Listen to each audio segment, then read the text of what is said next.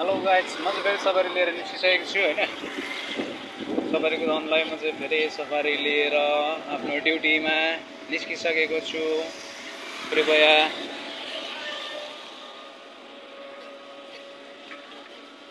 अहिले चाहिँ म ठ्याक्कै इटरी चोकबाट मासतिर जाँदैछु। पानी परेर एकदम डेन्जरस टाइपको पानी पर्यो होइन। अब पानी अझै पनि पर्लै जस्तो छ। आकाशको मौसम हेर्दाखेरि चाहिँ अब मौसमविद त होइन, त्यही पनि यसो हेर्दाखेरि पानी पर्ला जस्तो चाहिँ छ। अब यहाँ चाहिँ फेरि एकैछिनमा पर्ने, फेरि निभिहाल्ने, फेरि एकैछिनमा पर्ने, फेरि निभिहाल्ने हुन्छ क्या। हामीले बाटो क्रस गर्नुपर्ने हुन्छ होइन। लुतुतुतुतु आउँछ गाडीहरू, अब थाहै हुँदैन कति बेला आइपुगेर चुमा चाट भइसक्छ होइन। त्यही पनि ठिक छ।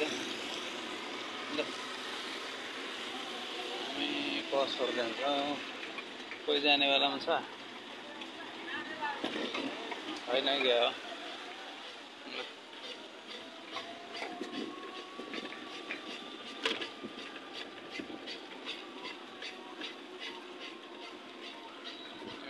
लाग्दा ठिक होला नि।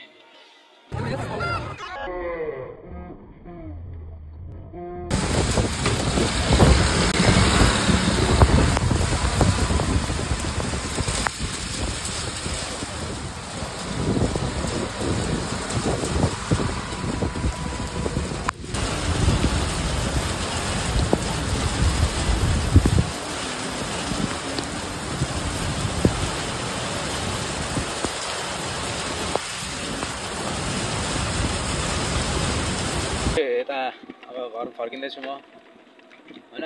अब हेरौँ भोलि कस्तो हुन्छ। अब भोलि राम्रो भयो भने भोलि जो सब यता अरू पनि सफारी चार्ज सकेर हिँड्नै जोडिसक्यो। अब हिँड्दैन त हो अनि फाँक भएछ चार्ज पनि पुरै। यो पानी परेपछि यसको लोड हल्का सफारीलाई पनि ज्यादै हुन्छ क्या।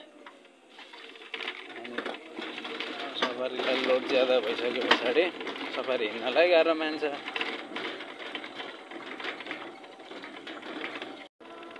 संसार चाहिँ लगभग तपाईँको अब चन्द्रमा पुगेर आइसक्यो होइन। अब हाम्रो देशको चाहिँ विकास गति हो छ। अब